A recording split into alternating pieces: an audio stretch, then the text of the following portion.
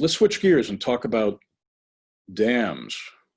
Alex, when I met you, there was a screening of this film, and somebody asked how many dams there were in Connecticut, and I think the answer was about 4,000. And I notice on your website, it actually says about 5,000, maybe more than 5,000. And that's shocking.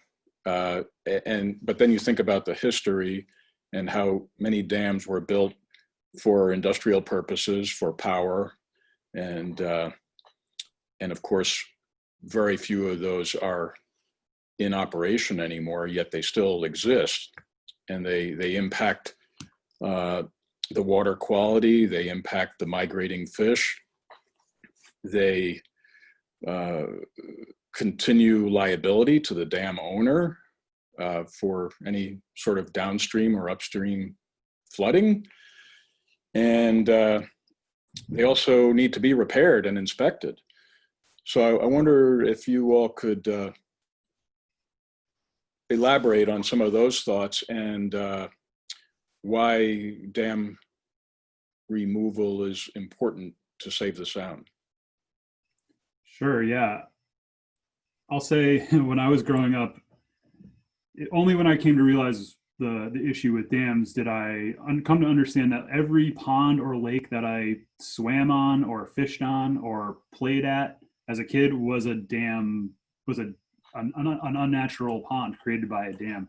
I grew up in Eastern Massachusetts, which had a very long industrial history, and we take for granted that a lot of the ponds and lakes that we see are from a dam. And like, it's not the Hoover Dam. They're these little stone dams that are sort of scattered all through the watersheds of the state. So yeah, they're everywhere, and it is kind of a shocking number, but once you start to notice them, it becomes pretty evident. So why do we take them out? One reason that everyone thinks of is migratory fish. They think of salmon, which swim, upstream into shallower waters where their young have a better chance of, surviving and then swimming downstream back out to the ocean.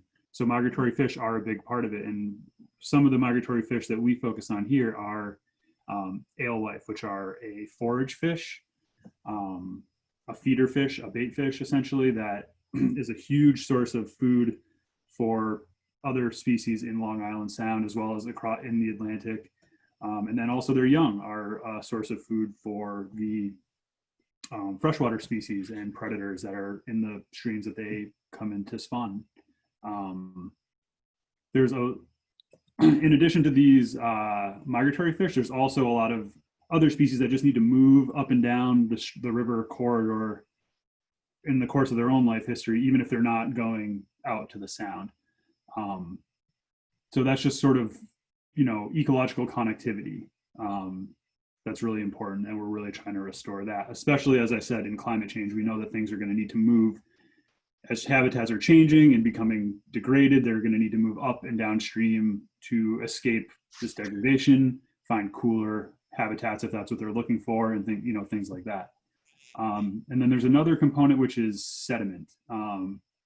People think of water, but what a river also does is it moves sediment downstream.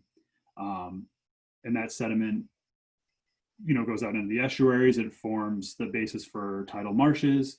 It also creates different habitat structures and different habitat types on the riverbed below. So restoring that natural sediment transport is a big part of it. I could probably go on, but Gwen, do you have anything to add about reasons to remove dams? always always happy to talk about reasons to remove dams. Alex summed it up. I think I would add maybe why remove dams as opposed to focusing on another type of ecological restoration. And a dam is this permanent blockage, like a blocked artery on a river. And once you remove it, it doesn't come back. And so it sounds silly, but when you think about invasive species, or you think about maybe introducing an extirpated species, that cultivating that restoration practice is, maybe completely valid, but once you leave, you don't know what's going to happen there. It requires monitoring and maintenance and ongoing cultivation. The one thing that that dam removal has this permanent restoration of ecological function on the system that we're working in, and so you're allowing the river itself to establish a path and restore the hydrologic function that forms riverbeds and forms new ecosystems. I say new ecosystems because something particularly in Connecticut that was in our history were these disturbance events. So disturbance events like fire, and then following that, disturbance events like people cultivating land. And so one of the habitat types that's fairly rare is we kind of stopped a lot of our agricultural practices in the state at the same time. So the forests in Connecticut are a very similar age. And so one of the things that dam removal does is it mimics these disturbance events that are fairly rare in what we're seeing now. And so there's a different, this sort of shrub habitat and wetland complex that exists right after a dam removal, is a unique habitat type, and has been of interest to our academic partners and I mean us as well, but is another really big benefit of dam removal. Great. Well, I know we could go on further with this topic, and I'd also, I think we're going to have you come back, and we'll talk more, because I'd like to talk about your work with coastal resiliency too, the living shorelines. But I want to make sure we have time for our audience to ask some questions.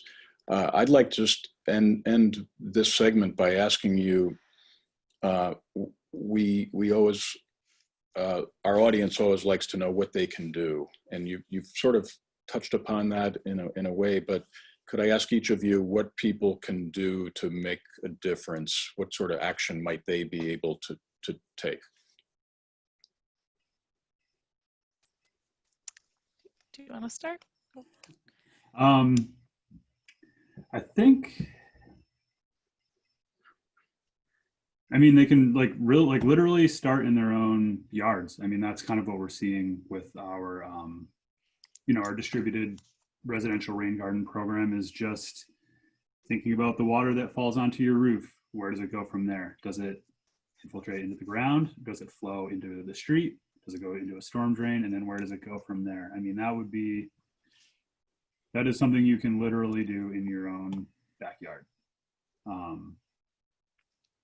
There's a lot more people could do. I mean, Richard, after you and I met, you got in touch with us about, some potential projects that you had in mind. Other folks that we meet through events like this, they reach out to us and say, hey, there's a culvert that's perched in my neighborhood, or, this would be a great spot for a rain garden. That just, being aware of the types of practices that are possible, and then reaching out to folks that are doing it like us can be like a really good way to sort of advance the things that we're working on. Yeah, if you being observers in your local ecosystems is the state right now compiles a weekly diatomous fish report, and so they collect data from all the different rivers in the state. And if you were to see fish at the base of a dam near you, then that would be perhaps a reason to consider, pursuing removal of that dam. And so if that is often how we find projects that we're working on. There's an element of, we work collectively with partners, restoration partners around the state to prioritize what projects we're going to work on. But I would say really the most important part of that is having a willing and collaborative local partner. And so that is that's something that, you know, all of you could think about as you're sort of exploring your local rivers.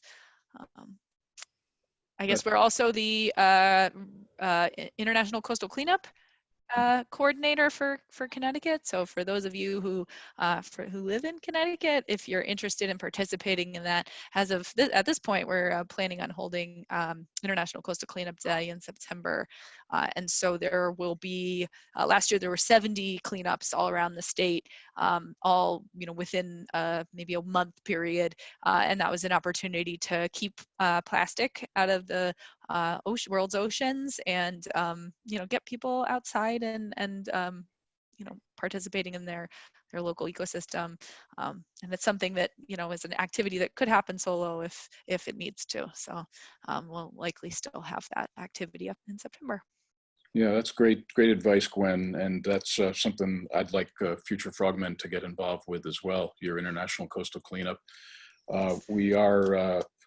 This was to be our year of action, and we've run into an obstacle with the COVID-19. We had started doing monthly coastal cleanups, and we executed in January and February, and then we had to stop in March, unfortunately.